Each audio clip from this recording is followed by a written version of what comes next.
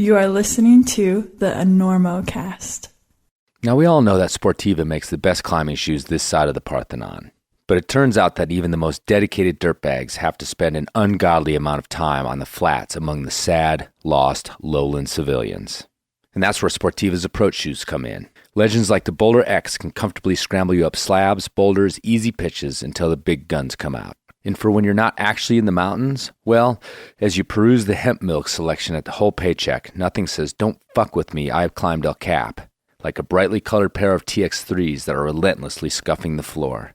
Bellied up to the bar for that post-near-death experience beer, let them know those gobies didn't come from labor with a pair of impossibly lightweight TX2s. Can't dance? No problem. They'll know you're at least a badass climber if you're jerking around the dance floor in a pair of high-top blades.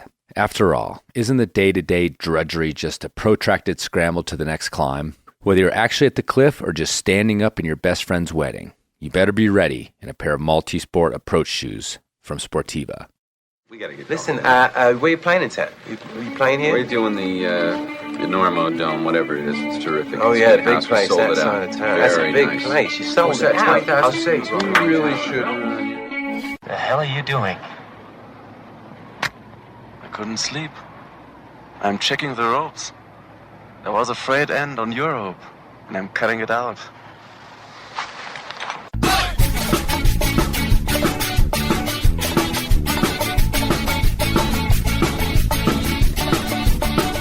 Bad weather.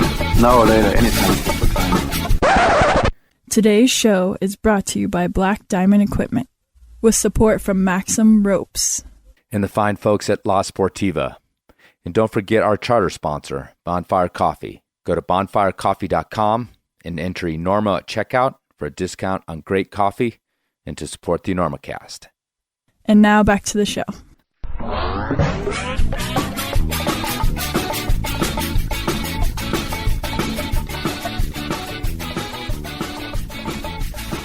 Hello and welcome to the Enormocast. This is your host, Chris Kalous. It is February 9th, just after midnight here in Colorado. Yep, it's a late one. And on today's episode 145 of the Enormocast, my friend Mary Harlan. Don't know who Mary Harlan is? Well, we'll get to that in a minute.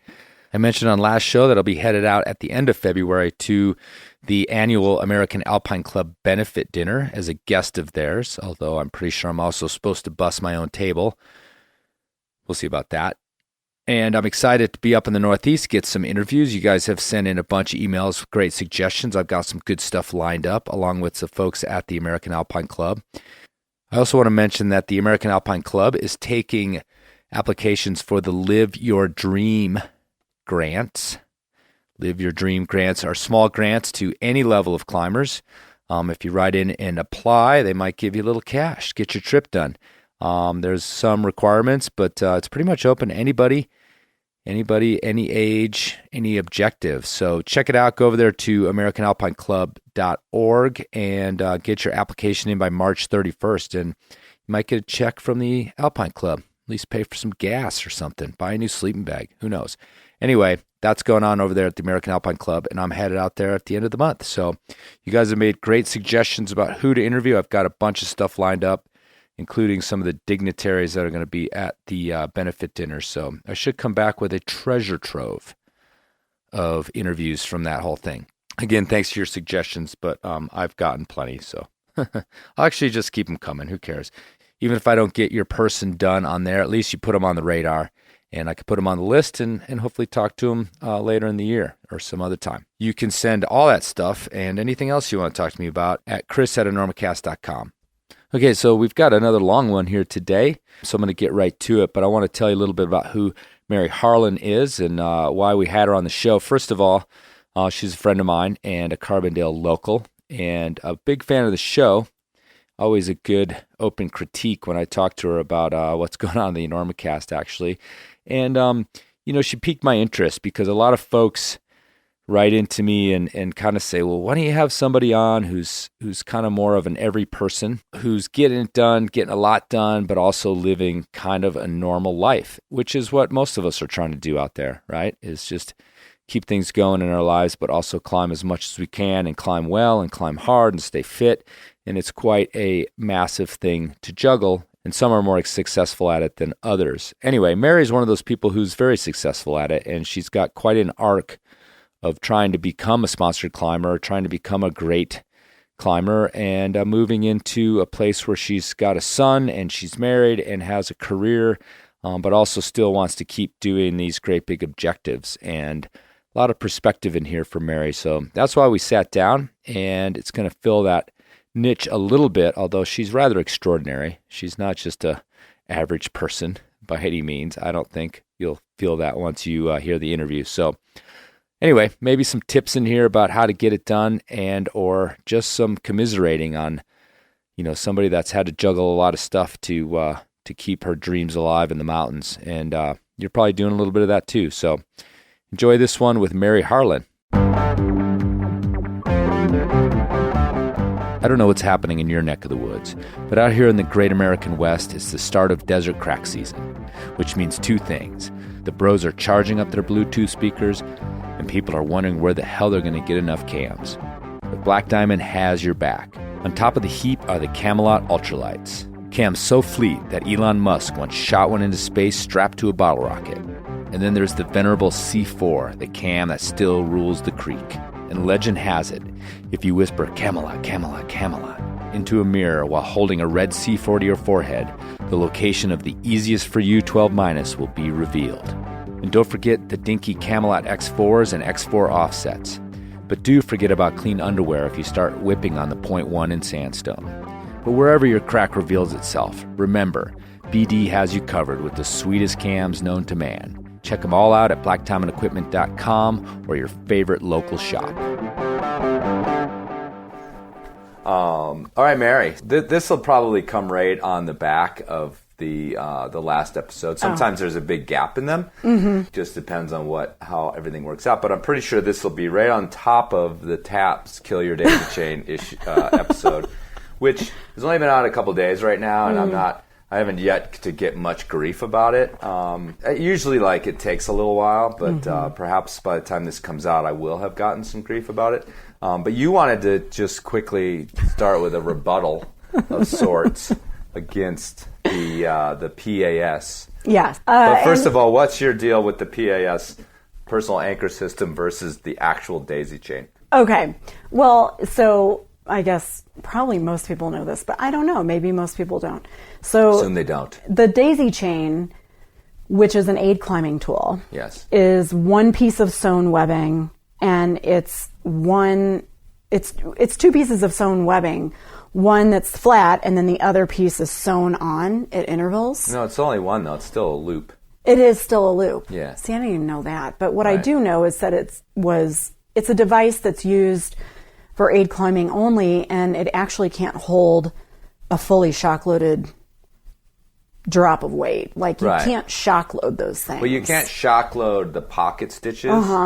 They'll break, but the idea is that eventually you run it rips into a circular piece one of webbing. thing. Yeah, but by the time that happens, the shit hit the fan so hard that who knows what's about to happen to you. Yeah. Because if you're starting to rip those tacks off, there's a bigger problem. Terribly wrong. So, there's a bigger issue. Who knows? I mean, yeah, it's one of those things that theoretically something happens that they know about, but like I said, if you've cut your haul bag loose or something and it's about to tear you from your daisy chain and from your anchor or whatever, then who knows? You have a bigger issue. You look down and you're like, according to the video on Black Diamond I watched, as your haul bag is about to reach the end of its static tether, right? You're like, I'm gonna be fine. Yeah. Anyway, so the PAS, the personal anchor system, is the one with the little sewn ringlets that go together that are each individually rated, right? And so they're all like little mini strings. Yeah. And so this is what happened. I was working on my project, my 3 routes in a day thing. Okay. And I was with a partner, Helen Sinclair, and Helen worked on YOSAR, and Helen was basically looked at me and said, are you willing to learn new things? And I'm like, yes. And she's like, you need a PAS. And I was like, why do I need a PAS? And she said, you need a PAS because if you want to move super fast between pitches, that's what's going to hold us up. We can climb at whatever rate we want to climb at because we're not using specialized techniques for the climbing. Like, we don't have anything that's going to like a soloist or something at our disposal. One of the things about the project is that I wanted to do all of the routes in a traditional style. So we're not using any special speed things, but what we are doing is utilizing kind of the normal climbing techniques and trying to make those normal things faster. So what do you mean? Like, you're pitching everything, and are you not necessarily pitching it pitch by Right. pitch. Like, I lead every pitch on Schoon's buttress, Right. except for one. Okay. And then she and actually the other partner that I worked on with this, and probably Madeline, who's doing it with me in the spring, like, then that other partner leads almost every pitch of sheer lunacy Right. except 4. So we're not necessarily pitching it out that way, and we're combining pitches when we can. Like on Right. Schoon's buttress, I combined But 4 are you pitches. like using the PDL and all that sort of thing? Is that the stuff you're saying you're not using, the Pakistani death loop? And No, we're Yeah. not using any Right. of that. It's like pretty traditional Right. style, because my goal isn't necessarily to climb it as fast as I can. My goal is just to do it all under 24 hours. So Right. if it takes me 23 hours and 59 minutes. 59 You're minutes, done. I'm happy. Good. I'll be good. So one of the things, though, that I like about the PAS, and I like about this for doing multiple pitches in a day, like at Okay. Indian Creek, 30 pitches in a day, yes, is when you get to the top of the, oh, I know you did 40, didn't you? Anyway, go on. Hey, I did 30, okay? I'm Go on. almost Go there. Go on with your story. Sorry. The thing I like about the PAS is that when I get to the top and there's anchors, like already set anchors, I can clip into those anchors and instantaneously say off belay. And that way my partner who's down below hopefully already has gotten herself or himself ready, can start climbing as soon as possible. Okay. And that's why I like the PAS, is because I can clip into the anchors super quick and on multi-pitch, and then the person can start coming up almost as soon as I put them on belay, which is literally the next thing I'll do anyway. Okay. So that's the usefulness in that, which was not mentioned in the last podcast. However, I do not wear it for sport climbing. Right. So I think my sort of, I guess, my rebuttal to the rebuttal is that, yes, they're sold. They have multiple uses. Yeah. And I think they have specialized uses, and that's one where you found the specialized use. And when you're done with that project, you take it off of your harness, and then it goes in away until you're doing something where you're like, this is going to be specifically useful. We said this on the podcast, and is that, I mean, the reason I say kill your daisy chain is because, again, more often than that, it's misused. Yeah, I agree. It's like Andrew said. It's like it appears to be too useful. You want it to clip it to everything all the time. Yeah, it's true. And the fact is that you and all of your climbing, your solid everyday climbing partners, they use them here, and then they get rid of them for all the other things. And my big thing was the sport climbing one. It doesn't have a place there. It just doesn't. And I'm just going to say one other time that I've really found a PAS useful, and that is in dry tooling. Oh, well. I know. That was on our list. Right. We never got to dry tooling. Dry tooling is being like, is it dead? Is it this? It's very much alive. I will say that. Yeah. And just to kind of preface this, the reason why I got into dry tooling is not because I like using ice tools on rock, because I would much rather use my hands. But it makes my brain stronger. Like, I actually feel like I am gaining strength in my brain when I'm dry tooling. Explain. Basically, I just feel like when I'm dry tooling, for me, it is the scariest thing in climbing, because you have this fingernail-sized point on usually pretty crappy rock. I mean, none of the dry tooling rock is, you wouldn't go up to it and be like, wow, this is awesome, I'm going to rock climb this. It's generally crumbling beneath your feet or your tools. So that's the first thing. The second thing is that most dry tooling areas that I've been to, which isn't that many, but the ones I've been to, all the holds are marked with colored chalk. So you'll see pink or blue or purple chalk marks. Really? Where you put your tool. I had no idea. Yeah. Really? Yes. Yes. It's pretty awesome. It would be like all the holds being taped on a rock what do the climb. colors denote? Nothing. It's just whatever color that the person who chalked it for you that season or the first ascensionist wanted it to be. And then you'll usually find a collection of chalk at the base of the route or in the climbing zone so that you can remark it if it gets rubbed off somehow, or if the hold breaks. So essentially, you put your tool down, and for me, the first thing I think of when I'm up there and I'm freaking out internally and sometimes externally is when I put the tool and I set it and I turn my head to the side, because the first thing I think about is the rock is crumbling already. It's not very awesome. And the tool's probably going to pop because the rock's going to break, and it's going to then break my cheekbone. But I'd rather it break my cheekbone than my pop in my eyeball. Right. And for the dry tooling ice tools, you take off the adze part. So it's just the hammer, or it's kind of like a naked ice tool kind of looking thing.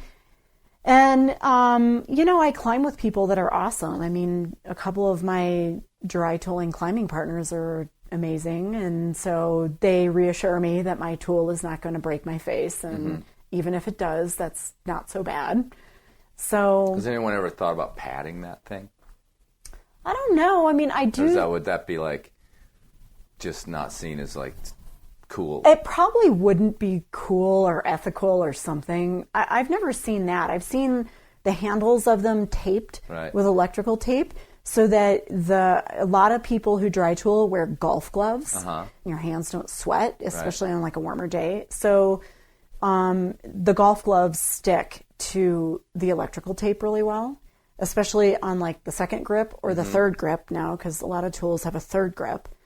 But I have kind of the standard black diamond tool that has a second grip, and so I'm kind of turning my head as I place the tool, and I'm moving my feet up, and I have been wearing rock climbing shoes the whole time. I've tried it with my clunky ice climbing boots and crampons, and I really find that to be far scarier than if I have climbing shoes. So what I do is I'll have hand warmers inside the climbing shoes, and then I'll put the climbing shoes in my jacket.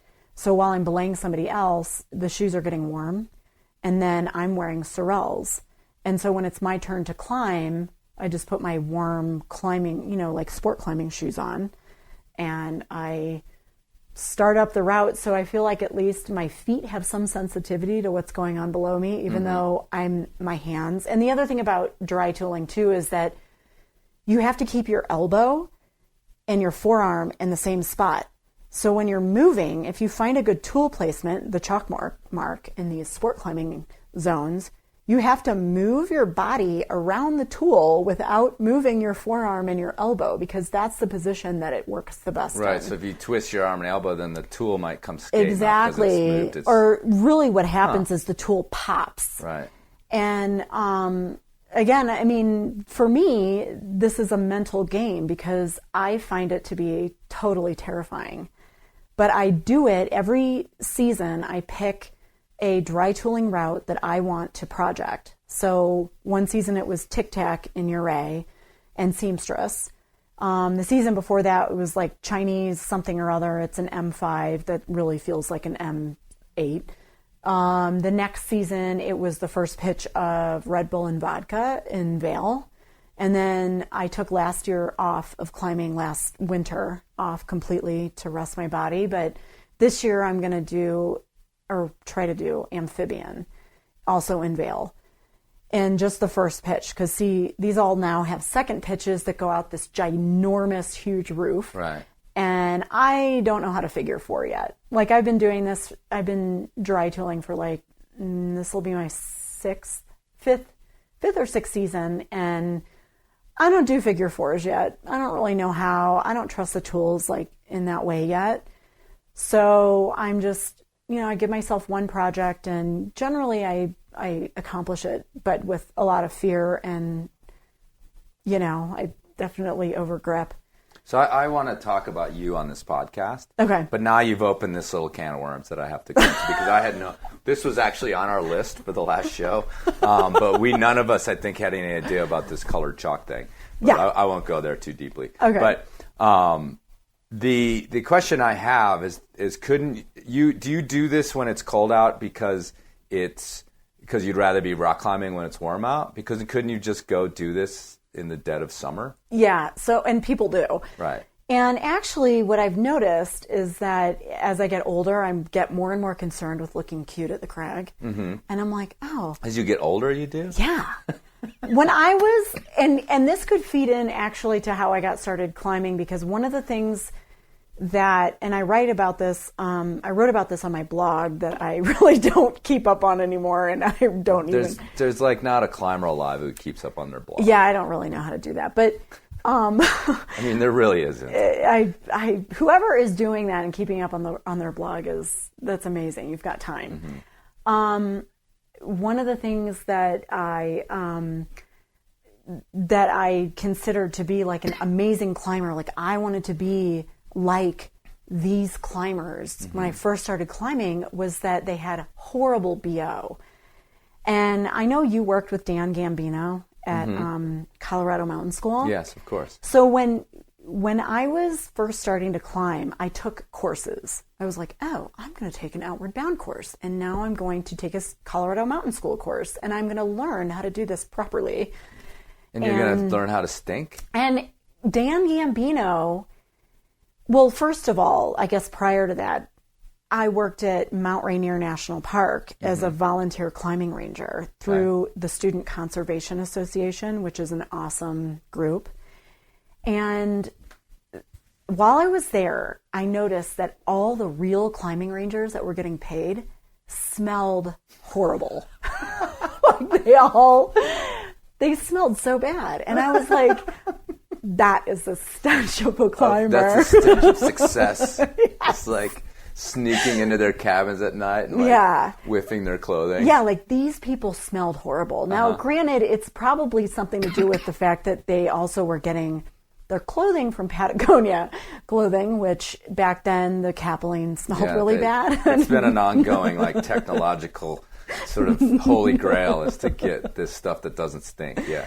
So I was like, oh, I want to smell like these people because they are real climbers and they're paid climbing rangers. Right. So I vowed that I would fill these shoes. How does Dan Gambino fit into this? Were you going to say that he smells? Well, so this is what he's going to get pissed at us. Okay. Well, he knows this because I posted this publicly on my blog, and he commented, and it was okay. I mean, I didn't get totally bashed, but basically what happened was that was in 1999. In 2001, I took a Colorado Mountain School course, an 8-day winter mountaineering ice climbing course with Celine Serbo. Sure. And I was, at the end of the course, I was in Ed's Cantina in Estes Park, and I'm sitting there, and Celine invited me to hang out at Ed's with him and other guides. And I was like, oh my God, I get to hang out with the guides of Colorado Mountain School. This is so awesome. I ended up getting to stay in the climber shack. No way. Wow, that's a big honor because when I was there, we had a pretty strict no clients in the shack rule. But of course, you're of the proper gender to get through the door. So. No clothes were removed that evening. Okay, I'm not saying anything like that. But it definitely was a plus. I felt really cool and honored. Yeah. And so we were sitting at the bar top in Ed's Cantina, and I lifted my arm up because I was like, oh man, I kind of stink. And Dan did the same thing, except I kind of turned my head when he did it. Mm-hmm. And I was like, oh my God, my BO is just like Dan Gambino.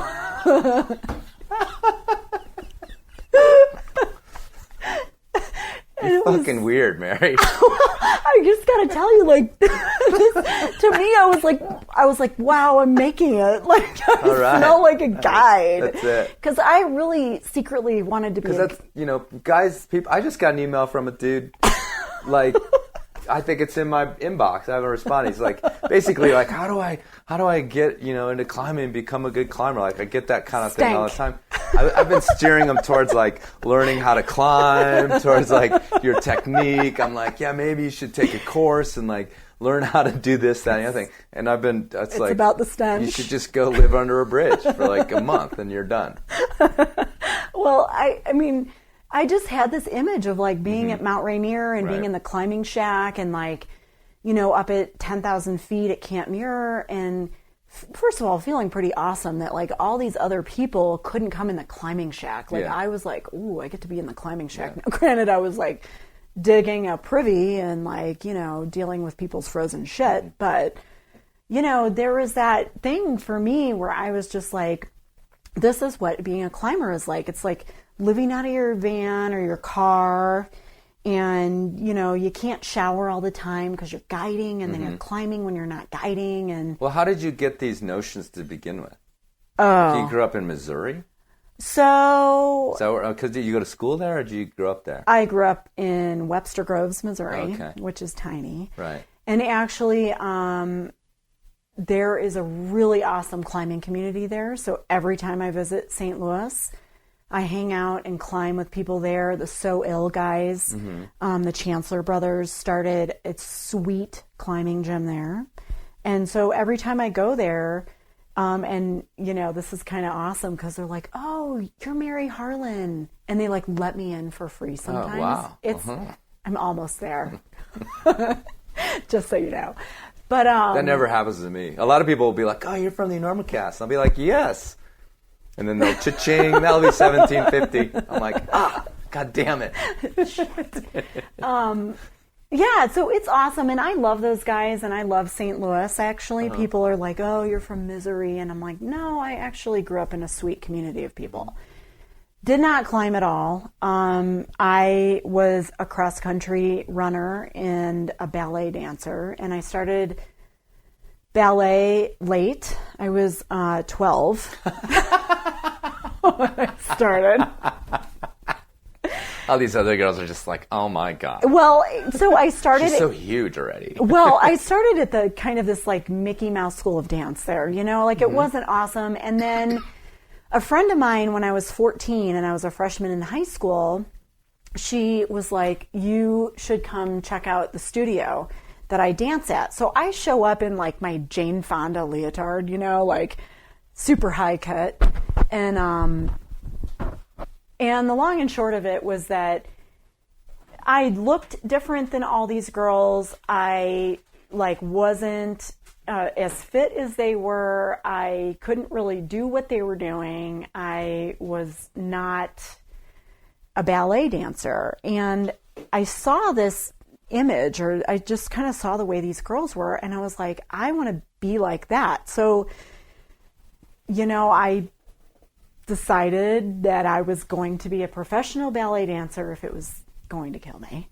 And that was the path I chose to go on. And at this new dance studio, I was 14, and some of these girls that I started with were already going off to professional ballet companies in New York City. And I was like, oh my God, I'm so far behind the curve. So I started taking ballet classes, intermediate and advanced classes, and it was kind of embarrassing taking the intermediate classes because everyone was like 10 and I was 14. Yeah, that's a big difference. Yeah, it was challenging for me to do that at 14, to do like the advanced class and the intermediate class with the 10-year-olds.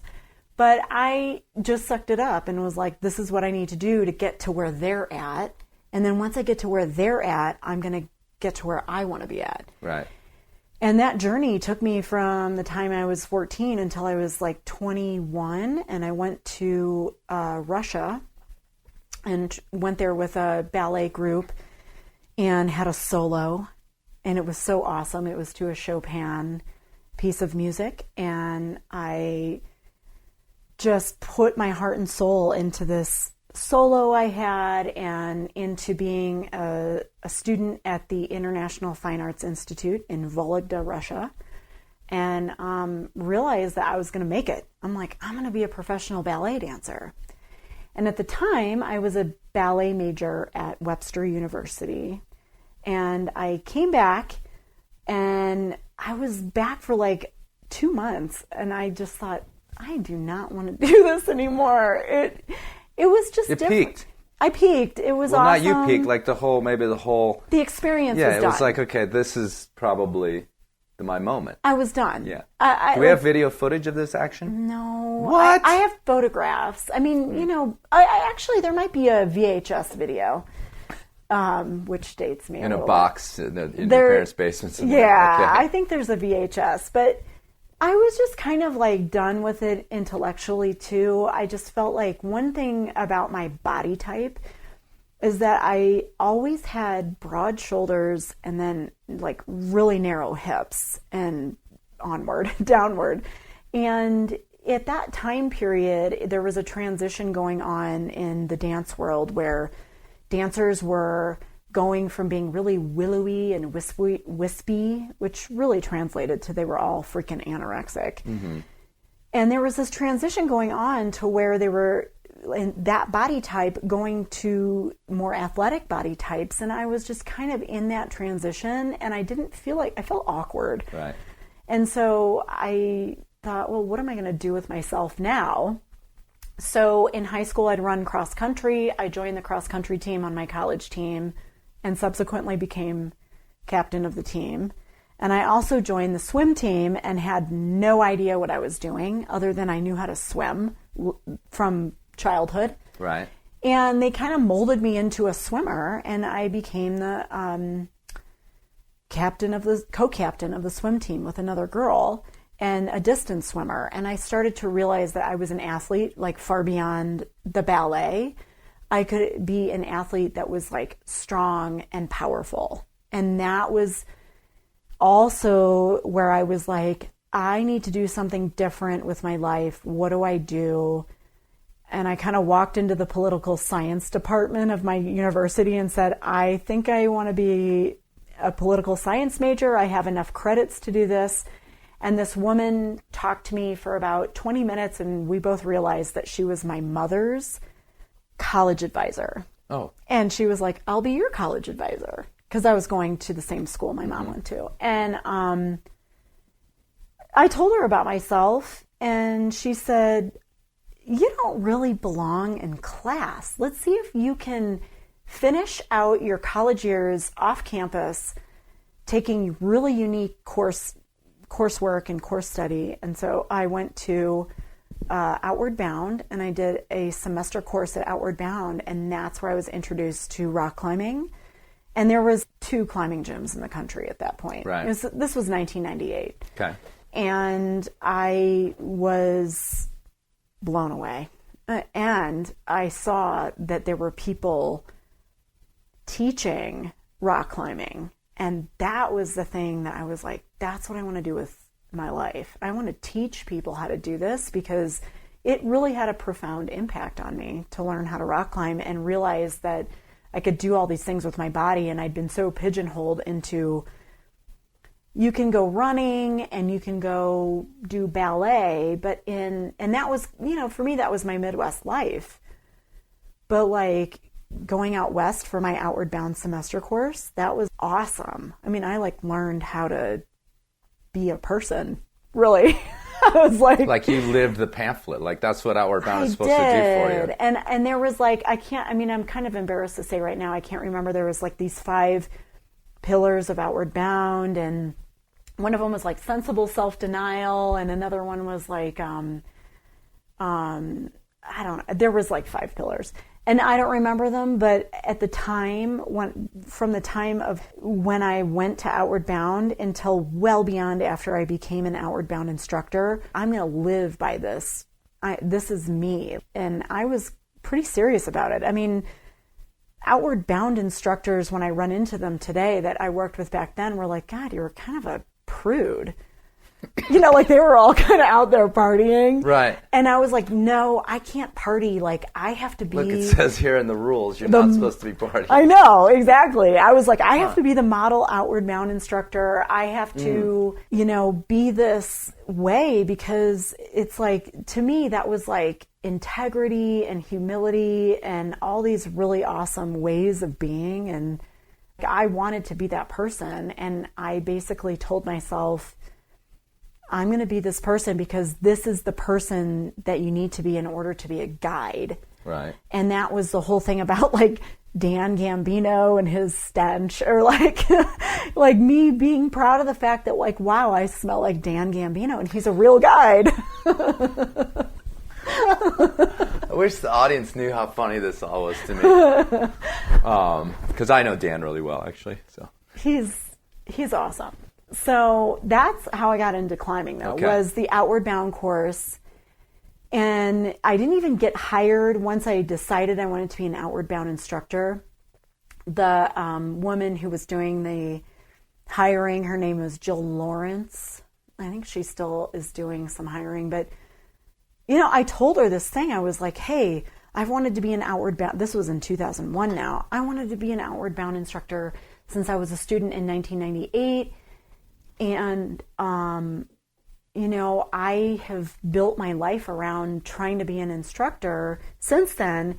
And I, in 2000, applied for a job at Outward Bound, and they said, go home and go have some more epics and come back when you're ready. Really? Yeah. All right. Because back then they didn't just, I don't know if they're just hiring anyone now, but there was a time period where they kind of Probably, just anybody. They kind of had to hire just anybody for like a short time period because they were short instructors. Right. Nobody wants to really get paid $55 a day. It's tough. Yeah. It's really hard. So I came, they said, no, go have epics. I went and had some epics. And my version of having epics was like, I'm going to go solo a bunch of glaciated peaks in the North Cascades. Mm-hmm. So I went and soloed Mount Jefferson. I soloed 2 of the 3 Sisters. I soloed Mount Hood. They wouldn't let me solo Mount Rainier because I didn't have a good enough resume, but I went and climbed it. I think I climbed Mount Rainier like 13 times or something with varying partners. Can I ask you a question? Yeah. Sure. Let's get, we're just kind of doing your history here, but. Sure. So, my just now, when you were saying all this stuff, I was like, I wonder what her personal life was like. I don't know if you want to get into that. Sure. But, we've got this kind of a theme here of this obsessiveness. Sure. Okay. Like, okay, I want to be a ballerina, so I'm going to do twice as much as everybody else. And I'm going to go to college, and I'm not just going to run track, but I'm going to do the swim team, and I'm going to be captains of both of them. And then now that I'm in Outward Bound, I'm not just going to go on a course, but I'm going to become an instructor. And so, what was the rest of your life? We don't have to get into details. That was my life. How are you operating in the world in terms of relationships, or I didn't have any. No. I had friends. Right. But I was totally uninterested in love relationships. Mm-hmm.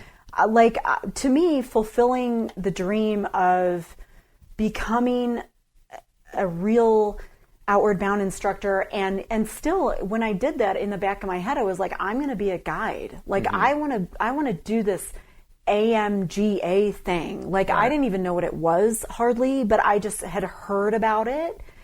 And it's the American Men Guys Association. Exactly. At which least it was then, I've still transitioned from that into being a firefighter now. So I continue with the American Men Guys Association. Men and Guys Association. Exactly. But I didn't really focus on my love relationships, to be honest with you. Okay. I was too focused, and that was maybe something like nowadays whenever I hear about, I've mentored a few people in becoming guides, mm-hmm. and the first thing I say to them is, if they're women, don't sleep with anyone you work with. Right. Ever. Right. And I never did. Uh-huh. Maybe that's why people thought of me as being kind of a prude, but mm-hmm. I didn't party, and I didn't sleep with people, and I was really focused on becoming a guide and doing it to the highest level that I could possibly do it to. yeah, so I did meet somebody in like 2003, and we had an amazing relationship, and he was extremely supportive of me going off and guiding and following my dreams and making it happen. So it worked. It like worked with. Well, it did sort of work. Right. I mean, it worked to the effect that he eventually wanted to like settle down. Right. I was like maybe, I don't know how old I was. It was in that time period between being an Outward Bound instructor and working for the American Alpine Institute. And I just realized that he wanted to like get married and have babies. And that wasn't going to be for me. Right. I wasn't ready. Yeah. And he was a good guy. Yeah, and I didn't want to get too intimate when I was talking about your social life, not just relationships, but family. Yeah. I mean, it just seemed like you were pretty singularly focused on these things. My parents have always been, honey, go do whatever you want as long as you're not hurting other people or hurt yourself. Right. Like when I decided to when I did get hired by Outward Bound in 2001 and decided to move out, my parents... And they looked at your resume and were like, okay, you've got Yeah, they did. Nice. And my parents... They were probably just like, we're going to have to give her a job because she's going to keep coming back. I was persistent. I was excessively persistent, which like, honestly, it's fine. that if you wanted to like name that as a theme in my life, I am excessively persistent. So my parents were super supportive though. They like bought me a truck. I got help building out the back of it because see, I had seen other guides with like the truck and the build out, and I was like, I want that. Right. You know, so I like graduated college, and my parents were like, I graduated late, by the way. I graduated college in 2000. And that was when my parents were like, we're going to help you buy a truck. And they helped me build it out. And then I bought the camper shell. And so the long and short of it was that they have always been totally supportive. Right. Like, go do whatever, and we'll back you. So you're guiding then, I mean, you started with Outward Bound and then graduated to pure climbing guiding at some point. Did it meet your expectations? Did it fulfill the ideas that you had about it? It was awesome. Yeah. I loved guiding for American Alpine Institute, and I even think now that when my son is older, I'm going to go back. I loved it. It was exactly what I wanted to be doing. And I mean, I was going to be the eternal dirtbag. I was going to live out of my 1984 Volkswagen van. And because at that point I sold the truck and I bought the Volkswagen van and I drove it out to Washington State, and I was like, this is the life that I've been dreaming of. This is what I want. How many times did it break down? Too many. I paid $22,000 out of my own pocket to fix that stupid van. Yeah, no, I know. So what did in this period, the guiding thing was this shining star, this like whatever the goal was, but then obviously your personal climbing, was something you were pursuing as well. Did you go after that the way you went after running, ballet, swimming? I mean, was this also this thing that, started to, did you go for it in the same way? Yeah. So what happened at the American Alpine Institute? And where did you imagine yourself fitting into the community with that too? Well, in terms of like, did you also have this idea of, becoming a professional climber and like dethroning Sausage Julian or something like that as like the world's best climber? Oh, well, you're super kind. I mean, it was a little bit think before that I'm time. Sasha Julian's I'm just saying, like, group. dethroning like whoever was number one, or. So, really, at that point, my goal was that I wanted to be guiding at a really high level and climbing at a really high level, which are two things that don't always go together. Exactly, and I knew you were going to say maybe that. Rarely. They do rarely go together, and there are actually some super talented guides that happen to also be super talented climbers. Yes. But you're right; it is hard to do both. And here is what I decided, and I told this to the American Alpine Institute when they hired me.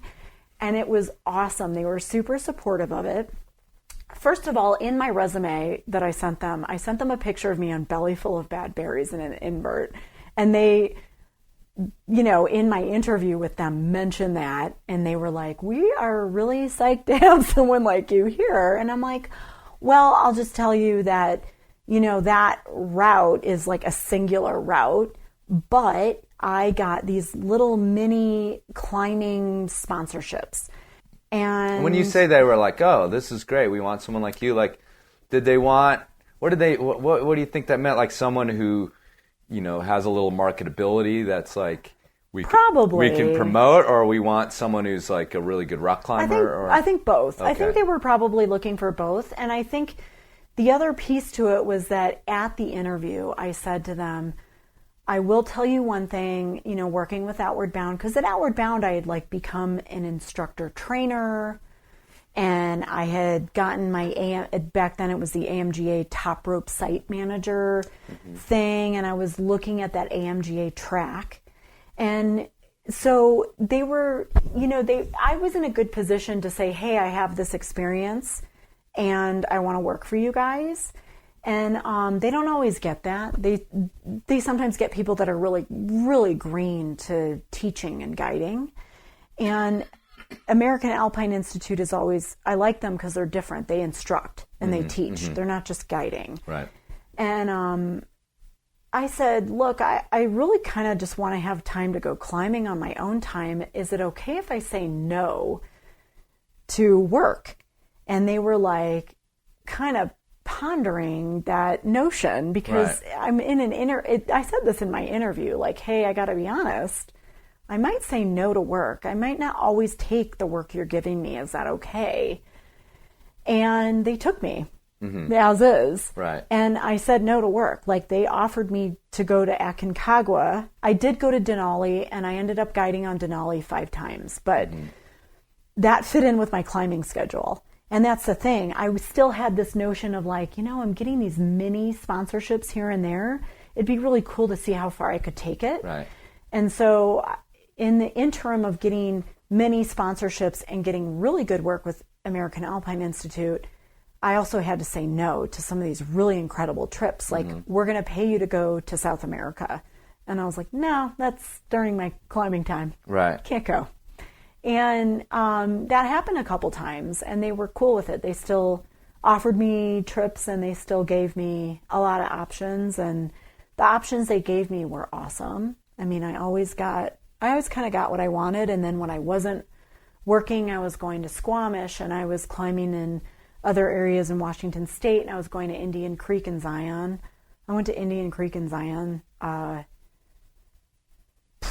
probably 8 years in a row, spring and fall, 3 months for the total trip, both times. Right. And then one day woke up and said, maybe I should go somewhere else. And I went to Potrero Chico and Vegas, and I got guiding work in both of those places. Oh, okay. So I did that for about 4 seasons. I went to Vegas and guided in Vegas. And like my first guiding trip in Vegas was to do this route Black Orpheus. And I had no idea of the layout of Vegas. I'd been there one other time and sport climbed. And I was like, okay, 3 days to figure out the layout of the land here. And the scariest part of that Black Orpheus trip that first time was looking down and seeing my client with a pool of rope at his feet, and remembering something that Tom Hargis told me. He said, you're pretty much soloing when you're guiding, and just be careful of that pool of rope. And I like saw this pool of rope and was like, oh, yeah, I'm soloing now. I'll take the pool of rope versus them tugging on you. Yeah, any day of the week. Both are kind of creepy. Yeah, but you're on the you're not going to the pool of rope at least. Yeah, your soloing is fine because you're not going to fall. Yeah, but if someone starts like shorting you, that's not good. That's not cool at all. Well, like, you can't do anything about that. Here's the secret. I have to say though, I used to tell people like, "Yep, feet a bunch out. The rope's touching the ground. That's perfect. Like, don't if it stops touching the ground, put some more out there. Well, here's the secret, and actually, this could segue. This is the secret. This could segue into a lot of other conversation right now. Here's the secret. I really wasn't that good of a climber in bouldering, because I love all aspects of climbing. Like, you take me to a climbing gym and I'm like, yeah. You take me to go bouldering and I'm like, sweet. Like, I love it all, which is probably why I'm not an awesome climber. Like, maybe I could be like a 513 trad climber right now and living in Yosemite, but I love all the forms of climbing. But I really wasn't that awesome of a climber. So when I saw pools of rope down on Black Orpheus and I'm on the crux, I was like, oh my God. What's Black Orpheus rated? It's like a 10B. Oh, I thought it was easier than that. I don't know. Yeah. I think it's that gets in your head. 10A, 10B, I don't know. Sandy, you never climbed it before? Were you on-sighting? Yeah. Oh, man. And I did fine. I did okay. I did, on-site guided. And I usually I on-site guided pretty much everything I did in Vegas. Did you pretend you hadn't, or did you just tell No, them I would tell the client, like, I've never done this route, and really? this is going to be an awesome adventure, and it's going to be super fun. And that's me. Like, I try to be as honest as possible about everything. I heard at Outward Bound that the definition of integrity is what you do when nobody's looking. And I've really tried to... Everybody clear your porn browser.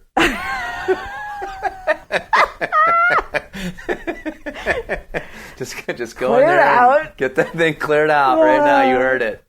It's what you're doing. You don't want people to find out what you're looking. doing. Nobody's looking. And I try to live by that, still, and it really sometimes bites me in the ass. Right. But so I tell my clients, like, hey, I've never done this. Yeah. And so, so that was the kind of like segue maybe into some other conversation would be, I'm not that good of a climber. I've had some really awesome moments of greatness. But, I sometimes go to Black Canyon's my favorite place to climb. And I've done 42 routes right now. And I'm really excited about that because I wanted to get to 50 before January 1st of this year. But I realized why? I don't know. Oh, okay. I just wanted to. All right. There's nothing auspicious about 2018 in your... 42 or 2018, are you turning some certain age or anything? No, I'll be 42. Oh. Okay. Well, you hit 42 anyway. 42 routes, 42. That's so true. There, be happy. I'm happy. Okay, good. I'm so happy. But the thing that I try to do is seek out. This is nowadays, especially. Mm-hmm. I just try routes that are particularly hard for me stylistically. Mm-hmm. So a great example is I went down to Boulder with Steph, and we got on Steph Bergner.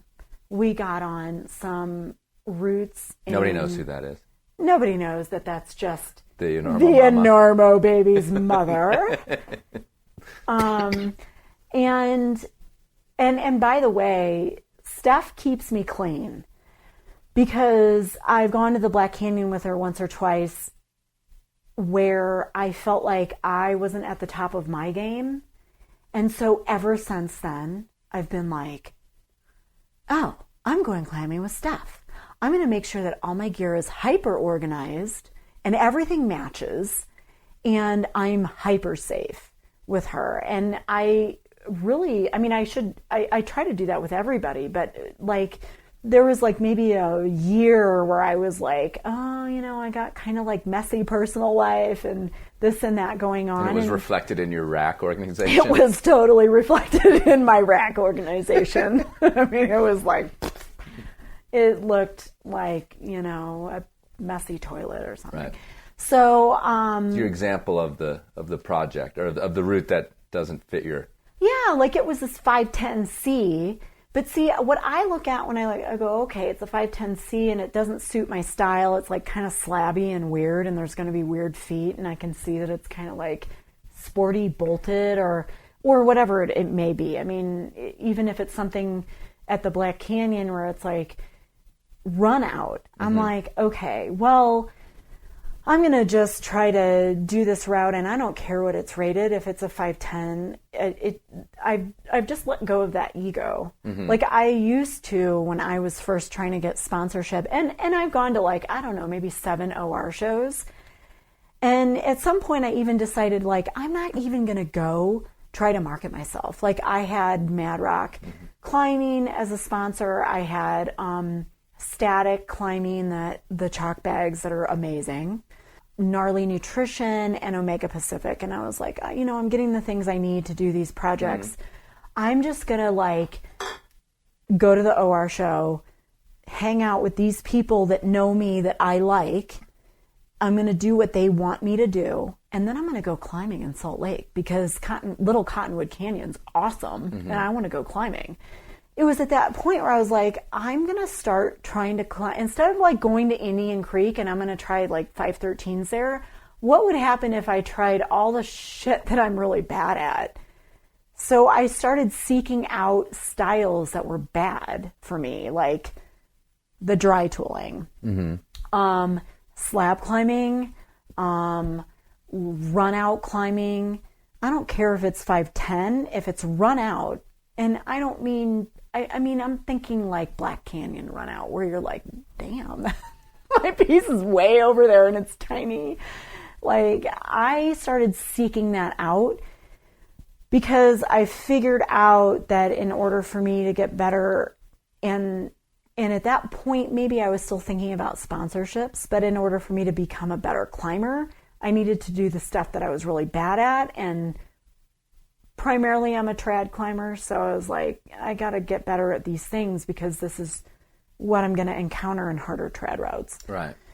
So that's why, I'm not really that good of a climber, but I try really hard. Right. And occasionally I get like, I do cool things. Right. Well, you're kind of dabbling with sponsorship. What did you learn from all that? I've learned a couple things, but the first thing I've learned about it is that, I'm not very good at promoting myself. And I think that's a piece to it, especially nowadays with social media. That's a piece to it that just wasn't that wasn't on my radar when I was trying to get sponsored. And the other thing I've learned... Well, you had the image that I think most people have, that if you're a really good climber, they'll come to you sort of. Yeah. Or, you have to sort of make it known that you're a really good climber, and then they'll be like, all right, she's good. She's better than everybody else, or seems to be, then we'll pick her up. Yeah. Which is totally wrong. It is totally wrong. And so the other piece to that is, if you're not an amazing climber, you need to be really good at promoting yourself. And I don't say that in a way that's like degrading or like, saying that that's a bad thing. That's actually a good thing. We've said that on the show before. I mean, it's not like promoting yourself. The idea of self-promotion definitely has a bad ring to it, but it's about being able to tell a story. It's about being able to engage with an audience. It's about being able to present the climbing that you do as interesting and exciting.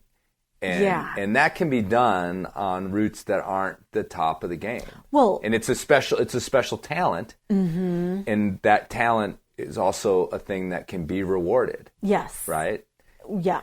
And so it's again, when it first comes out of your mouth, it sounds like you're dissing somebody. But totally not. But the fact is that I'm good at this Enormocast thing. Hell yeah. Well, I mean, that sort of played itself out. I didn't know I would be good at it, but, it just, and that's people who listen or whatever, or donate or whatever, they're rewarding me for this talent. Yeah. And that's great, and it's fine, and I appreciate it. Yeah. They're not rewarding me because I necessarily am a really good climber. Yeah. And it's the same as in any other sponsorship. Well, let's put it. You have to be pretty good. You do, but let's put it this way. You have to have... You can't be a doofus. You have to have confidence. Right. And what I've noticed in friends of mine who are currently seeking sponsorship, or I've been with them through their process of getting amazing sponsorship, is that they are very, very confident people. Now, here is where I see it, is that my path in life, I wasn't supposed to be a sponsored climber. And I was barking up that tree. And what I realized is that actually isn't my vocation or my calling. Like, my vocation is to be a firefighter EMT. I have a lot more confidence in that. And I have, quote unquote, maybe promoted myself with being a firefighter EMT in the fact that I try hard, I work hard, I want it, I want to be good at that job, and I try my best to speak intelligently about it when I'm there at work, and I try my best to be 150% focused when I'm there. And what I've discovered is that the gifts and talents that I have to offer the world is with being a firefighter EMT. That's what I'm like meant to do. I wish I was doing it when I was 18 because I'd be retiring right now. But then you'd have time to do the 3 routes at a exactly. But conversely, I kept barking up this tree of like, I want to be a sponsored climber and I want to feel what that feels like. And I didn't quite achieve it, but it's okay because I wasn't meant to do that. I'm so satisfied and I feel so good about being a firefighter EMT, and I feel so good about representing that community and being part of that community that it's okay that I never got this like crazy sponsorship in climbing. And I did get sponsorship with some smaller companies who I am totally grateful to and totally appreciate, and they totally saw my gifts for what they were, and that feels really good too. So, maybe it's more about recognizing where my gifts and talents were. And I'm 42 almost, so I'm not going to be like knocking on the door of somebody to give me a sponsorship at this point for climbing or whatever. But I am really psyched to knock on the door of, I've got this new career and I'm going to do my best at that. And you mentioned in another conversation that sort of a friend and maybe mentor of yours kind of mentioned your ability to undermine yourself a little bit, which I find, this whole conversation has been about just how focused you can be and how this path you've taken, led you to guiding and led you to doing all these adventures. And it's really interesting, because going back to this idea that I get these emails of like, how do I get into this? I live in blah, blah, blah. And how do I, what do I do? Like, how do I dip my toe? And that's what we're talking about, right? Yeah. So if we stop now, everybody would walk away like, holy shit, that lady was like this force of nature. Like, how did she just like juggle all those things and get all that stuff done? And yet you have this word you mentioned to me called undermine. You undermine yourself. What does that mean? Like, where does that fit into this in your personality? Is it driving you? And what does it mean to undermine you? So this actually really fits in chronologically to what I've been talking about, because when I think about my climbing, I think about like, what have I done chronologically? And so in 2011, I got this idea to try and free Moonlight Buttress. And I had no idea who I was going to do it with and how it would come to fruition. All I knew was that I wanted to try it because Indian Creek crack climbing happened to be what I was good at. And that was where I didn't undermine myself. I wasn't like, oh, I need to climb 510 because I need to learn the style before I can get good at it. I was like, oh, well, I can climb. I feel comfortable climbing 512 at Indian Creek. Even if it's like something that's hand size dependent, I can do it. And so I went on this, I met this guy, Chris Alber, in Rifle, because I was climbing in Rifle to work on my weaknesses, and because I was like, oh, I'm not good enough to try 512 in Rifle. And I kind of dabbled around in Rifle for like probably 8 or 9 years at that point. And I met Chris, we started climbing together, and Chris basically said to me, "You're a shitty climber. You don't use your feet.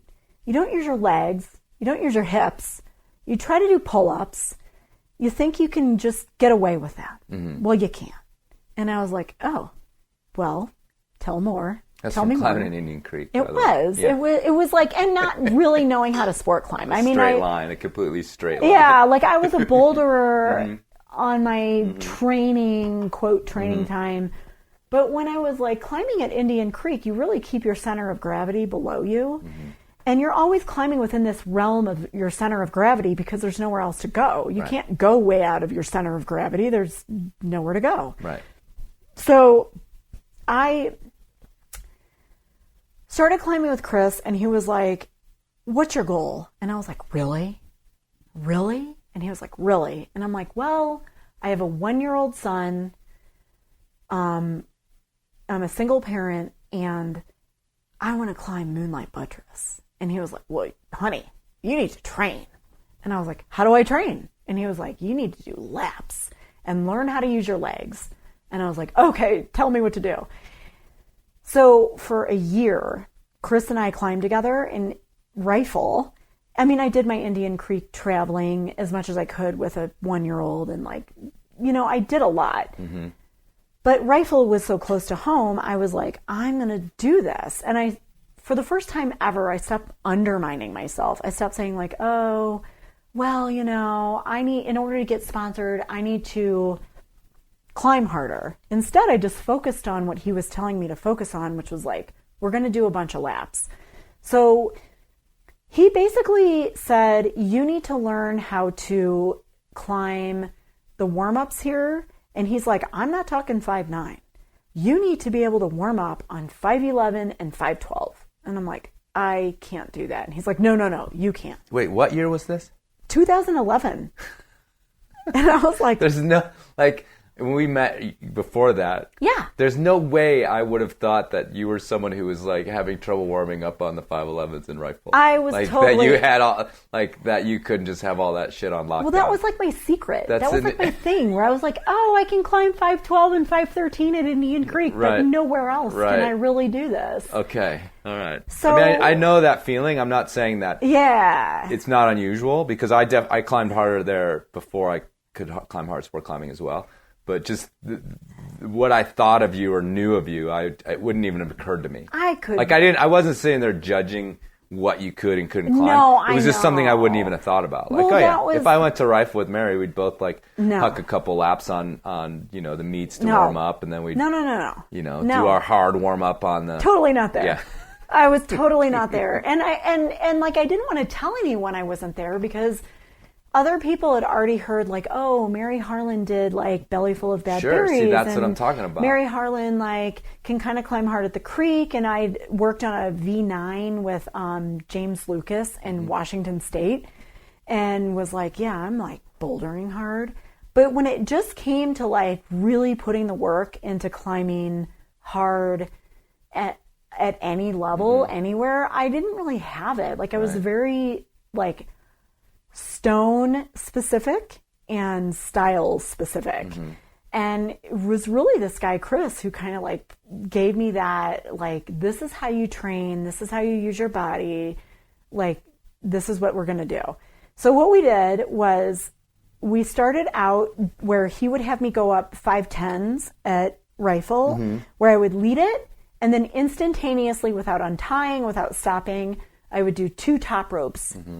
And then we do another 5'10, lead it, top rope it 2 times. 5'11, lead it, top rope it 2 times. 5'12, lead it, and I would walk away ruined and wrecked. This is a good friend. Yeah. Putting up with that shit. He totally put up with the shit. And on top of it, I mean, I would do the same for him. I mean, you were belaying him on his projects. So that's also like tedious and horrible. And I would do this, right. Yeah. And I would do the same thing for him, except his starting point was 5'12". Sure. And my starting point was 5'10". And he would let me start so that I would be kind of wrecked by the time he was starting. Like, basically, by the time I was ending my 12 pitches that day, he was starting on what I ended with. Right. Okay. So that's how it went. Yeah, and it's a good partnership. Then. And then we went in the winter, and he brought his propane heater, Right. and we'd stand in front of it and warm our hands. And the goal for the winter of 2011, 2012, and 2012, 2013, because this like went on for a whole year, was that I would get extended family in rifle. Mm-hmm. So Chaw's family to extended family, except I still hadn't gotten Chaw's family, which is the 11D. So I was doing I did the first 3 bolts, and then I did the first 5 bolts, and I did the first pitch. And for perspective, like totally standard warm up. Yeah. For everybody. Yeah, like everybody's like, oh, and even now when I go to rifle. Hey, can I just huck a lap real quick? I know. No, seriously, only take me a minute. Can I just huck a lap and real quick? it literally takes, and here's what's awesome is now when I go to rifle. You can be that person. I'm that person. Be that dickhead. But I also have. Hey, can I just chuck a lap? It'll only take me a minute. I know. But I do have the patience for, when I see it kidding. occupied by someone projecting No, it, I'm like, okay, I can back off and let that person do their thing, and I'll go do something else. So how'd Moonlight Buttress go? Amaze balls. Yeah. It was awesome. And Who'd you climb that with? Chris Brazo, who is from Golden, BC, and he's totally under the radar. He's written a few ski mountaineering articles for Alpinist magazine and for some other ski magazines, but he's totally under the radar, no social media ever. If I want to talk to him, I got to call him. And How barbaric. I know, it's amazing. I love it. And he and I climbed together for a month in Indian Creek in the spring of 2013. And I also climbed with Quinn Brett during that trip as well. And she gave me some really good pointers. She reconned Moonlight Buttress with us. It was like my 6th recon of the route, but she did a recon, and her goal wasn't that season. She was doing some speed aiding, and ended up doing 3 routes in a day in Zion, speed aiding and that technique and style that kind of she and Libby and those other folks kind of developed, but they were focused on that. But Quinn went on that with us, and I didn't quite do so awesome on the recon. I was a little intimidated because I was like, wow, I'm like doing this for real with like real climbers now. Like I'm not messing around. And Chris was like the most amazing partner for me. He was really low key. He was really relaxed. He was really confident, and he was really confident in me. And he had some suggestions and styles that I wasn't familiar with to doing a long route quickly and efficiently that I adopted. And man, it was awesome. I fell twice and hung once on it, and that was good for me. I am like really proud of that. I'm not looking to like free the dawn wall. Like I'm like not in that category, but the category that I fall into is like, I'm super proud of that ascent. That was my high point and my peak for sure in my climbing. You're on a downward slide now? Is that what you're saying? I wouldn't say I'm on a downward slide, but what I am saying maybe is that I recognize the work, the amount of work and the amount of focus that goes into me succeeding on that one route. And I have since then attempted to put more work and more try hard and more focus into doing 3 routes free in a day in Zion. And it's taken me a couple years to recognize that that having a child and a full-time job, and I'm freshly married, and we bought a house, that all these kind of cool life things That's stuff that I was wondering if you were completely and utterly denying No. for like a decade. No, That I mean, stuff, you mean? I kind of denied it. Honestly, I denied it for a long time. But, getting pregnant and having my son was an amazing experience. And in my mind, I was like, I can keep chugging along and doing what I'm doing. This would be another thing that I do. Exactly. And Captain of the swim team, mom. yeah. It doesn't Kind of work. same thing. It doesn't quite work that way. And the coolest part is that, like, the ego that I did have, I mean, you got to have some ego to be successful in any sport.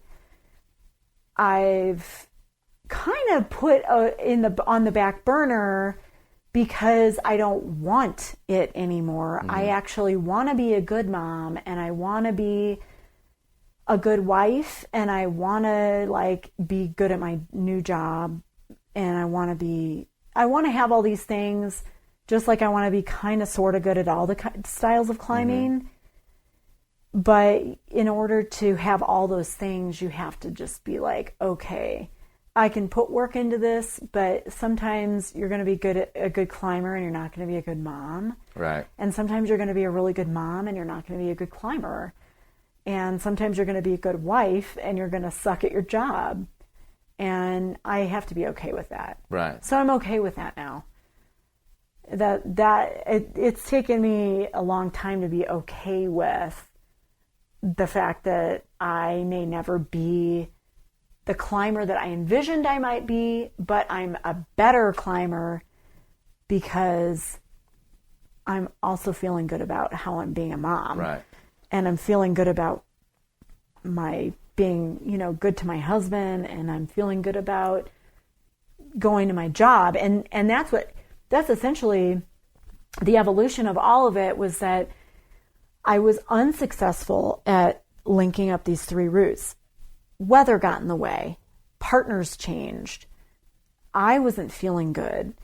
My partner wasn't feeling good. Like, there was all these things, and I was like, at first I was like, I put a year and a half training into like doing 3 routes in a day in Zion free. And then I just was like, wait, why does it really matter? It's just climbing. Because I have like a kid who's getting older and he needs to get more involved in his stuff, and I want him to be involved, and I want to be involved in it. Sure. And then I was like, yeah, I'm kind of not being a good wife. And then I got this amazing full-time firefighting job, changed my career in 2014 to firefighter, but then in 2016 got the full-time job. And then these guys were like, sorry, sweetheart, you can't just like go climbing anymore. You got to be good at your job because you're getting paid to be there on somebody's worst day. And I was like, oh, this is serious. I got to take this seriously. So my ego had to completely detach from the whole climbing thing and all this stuff that I'd built my life and my identity on for like 100 years. And I had to like let go of that identity entirely. And now I'm supposed to do the link up in the spring with Madeline Sorkin, and I'm so grateful because she is an awesome climber. She's a pretty good climber, yeah. And I realized letting my ego go that like I need a partner who has the longevity and the experience of being better than me for a long time, whose life is climbing, and someone who I like, who I get along with, who I respect, who I think is our personalities match up. We're both kind of eccentric, quirky, but dedicated people. And I just kind of wanted to do it with someone like that, and I realized that like I'm not going to be the star of the show, that person is going to help me succeed at my goal, but she could go probably do it tomorrow, And I have a lot of respect for that. And being a mom, being a wife, really doing my best to be as good of a firefighter and EMT as I can possibly be, and having a lot of respect for that job, I just don't have the time and the ego to put into, I'm going to be the star of the show. I'm going to be the best. Mm-hmm. So instead, I'm like, okay with like letting it like just be what it is.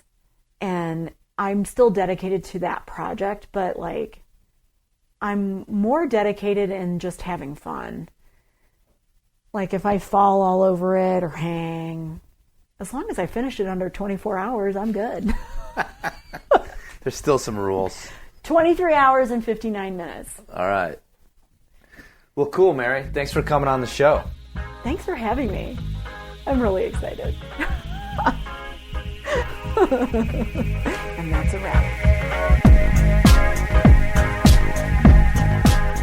All right, folks, thanks for listening. And, of course, thanks to Mary for sitting down. So nice to just chat with a friend of mine. And I found out a lot of stuff about her that I didn't know, actually, once we got deep into it. So that was fun for me. I hope it was good for you guys, too. And remember, if you run into Mary out there, she is one of the nicest people you're ever going to meet at the cliff. So go up and talk to her. Say hi. Okay, be safe out there, everybody, no matter what you're doing, but especially climbing. Communicate. Communicate. Very, very important. And, of course, check your knot. Do